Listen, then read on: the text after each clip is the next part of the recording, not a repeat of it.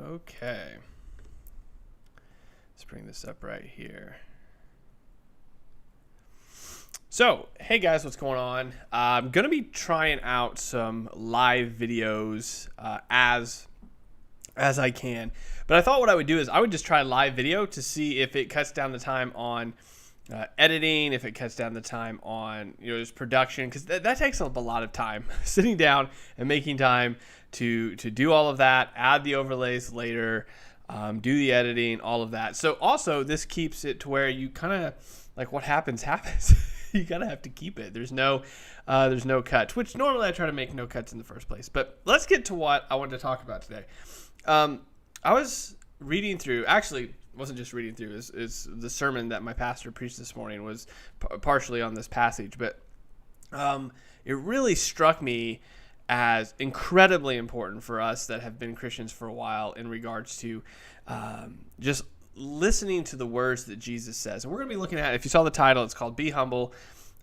It's the passage from Luke chapter 18, verses 9 through 14. And we're going to read those, and we're just going to look over it real quick, because I think it's incredibly important to remember this as believers. And it's something we often forget. So we'll read it real quick. I'm going to be reading from the ESV. It starts like this. He also told the parable to some who trusted in themselves that they were righteous and treated others with contempt. Woo! This is already starting off like a little harsh, right? Two men went up to the temple to pray, one a Pharisee and the other a tax collector. The Pharisee, standing by himself, prayed thus: God, I thank you I am not like other men, extortioners, unjust, adulterers, or even like this tax collector. I fast twice a week. I give tithes of all that I get. But the tax collector, standing far off, would not even lift up his eyes to heaven, but beat his breast, saying, God,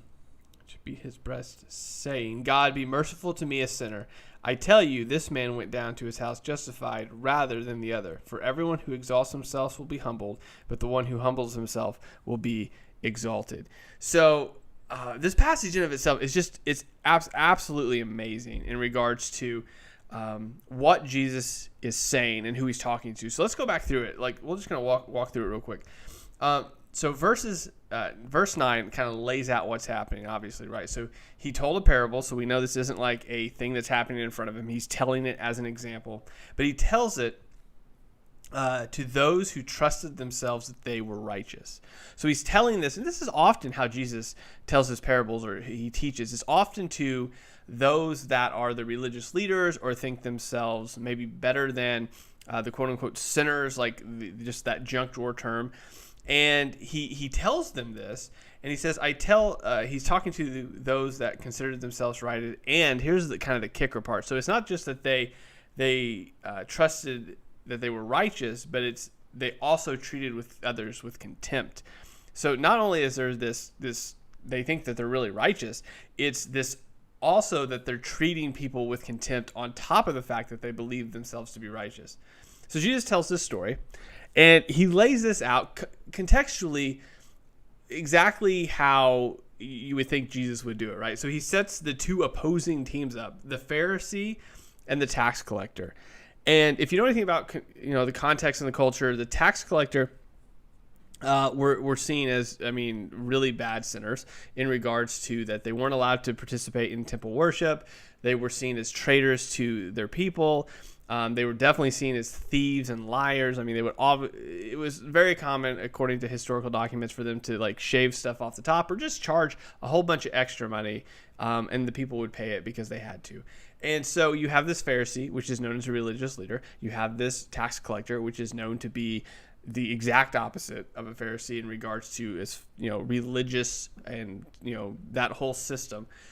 And Jesus sets these two things up by saying that two of these people went up to the temple to pray. One of them was a Pharisee, one of them was a tax collector. And then he says the Pharisee stood off to the side by himself, and he prayed thus. And here's the really interesting thing, right? So he prayed and said, thank you that I am not like other men, extortioners, which could fit into the tax collectors, but unjust, adulterers, or even like this tax collector.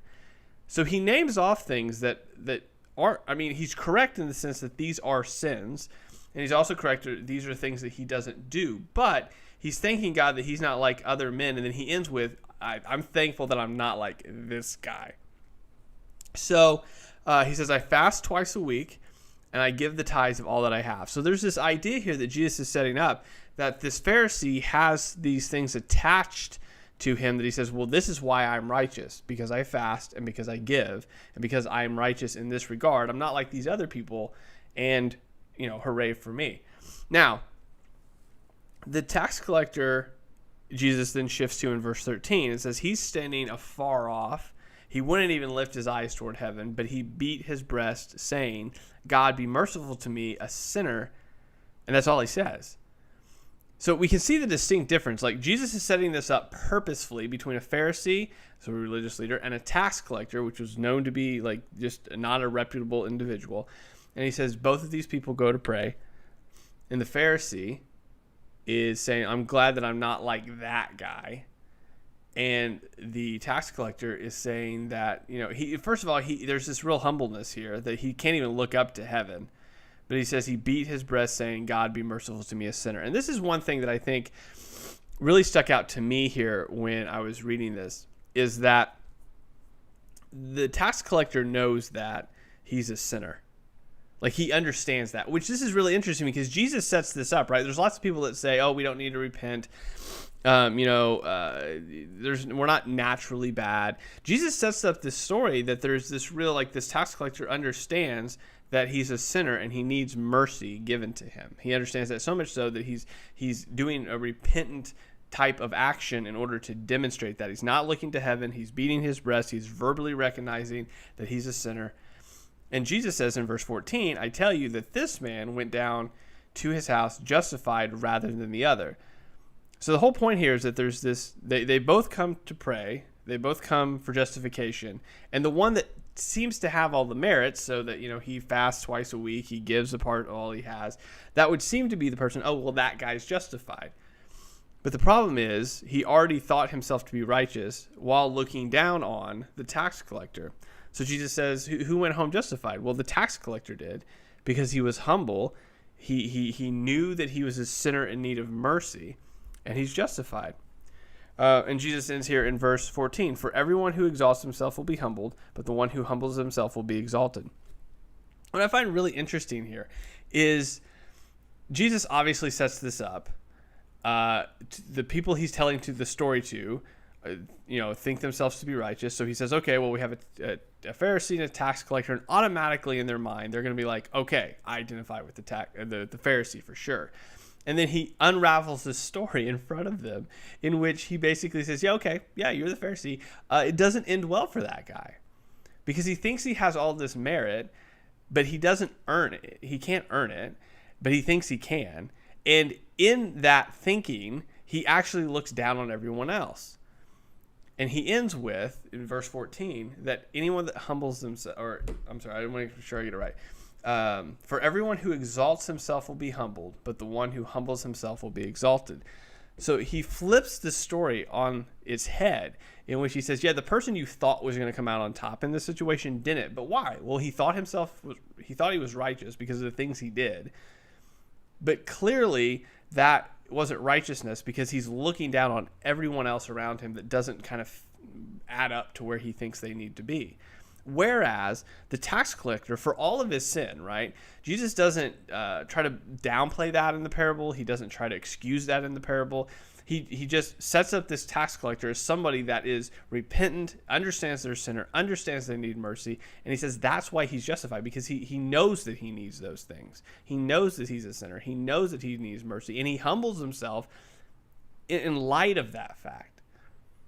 So when we come to this passage, it's one of those things where I think we need to recognize that like Jesus sets this up purposefully so we fit ourselves in one of the two categories, right? We're either the Pharisee or the tax collector. And when we get to the point at the end, there's really this turn on the head that Jesus does. It says, okay, well, which one are you then? Are you somebody that thinks that you're righteous because of the things that you do and the people you're not like? Or do you realize that you are a sinner in need of mercy from God? And see, that really that helps us see things through the way that Jesus wants us to see things through. That we are sinners in need of his mercy continually. And when we understand that, when we humble ourselves, he says, when you humble yourselves, you will be exalted. But you'll also understand and see other people in the same way, that they're sinners that need mercy too, but you're not better than them. And I think that's something that we as believers, especially those of us that have been believers for a really long time, need to remember and recognize. Because sometimes it does get to the point, like I think anybody that's been a believer for very long recognizes that there comes a point where, even if it's a moment, there's this I'm better than them mentality. For whatever reason, it could be a thousand different things that come to mind. I overcame this. I did this. I don't do this anymore. Whatever it is, there's like this flash of it every so often in one's life. And I think this passage is incredibly convicting and clarifying for us as believers to say that, yeah, Jesus doesn't excuse the tax collector's sin. He also doesn't say that the things that the Pharisee says, I'm not like this, he doesn't say that those aren't sins. Like, there's an acknowledgement that they are. And the reason that the tax collector's prayer is wrong is because he thinks that he's better than those people. I think we just need to recognize and understand and really just sit on the fact that sin is real. Sin is absolutely horrible. But in that, we can look to God and say, be merciful on me as a sinner. And then as we interact with those in the world, we see them the same way. Those that simply need mercy because they're sinners, as we continuously need mercy because we're sinners as well. And that eliminates that idea that, oh, I'm better. Thank God that I'm not like that person. It opens our eyes to where we see, this real desire for them to know who Jesus is. To share that message with them. Not a, hey, you can be better than everybody else, like I'm better than everybody else, but a message that says, like, there's mercy for you. There's forgiveness for you. And to have that conversation. So anyway, hopefully this was a little helpful for you. I'm just testing out, like I said, if you're watching this on the other side of it, this was a test of live. I don't even know if it came out right. Hopefully it did. I'll watch it back in a little bit. But the idea here is that this parable is incredibly clarifying for those of us that are believers. That we can look at it and go, man, look how Jesus wants us to operate. And he's really clear in what he says, right? At the very end, the one that went away justified was the one that recognized that they were a sinner in need of mercy. And the one that did not go away justified is the person that you would have, when you approach the story, you assume would, right? It's the religious leader, it's the person that tithes, it's the person that fasts. But the kink in the Pharisee's armor in this parable is that he thinks his righteousness is his own because of what he does.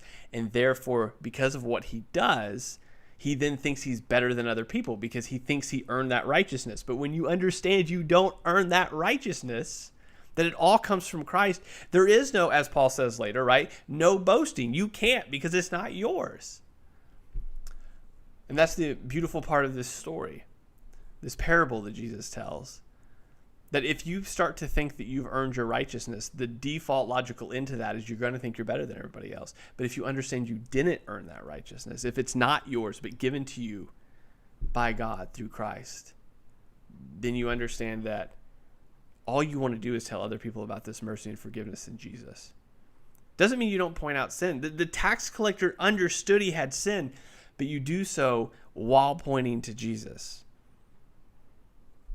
And that's incredibly clarifying, I think. So with that said, guys, thank you for tuning in. Might do some more of these lives later. Hopefully this was helpful. If you are catching it on the flip side, make sure you like it, share it, comment if this was helpful.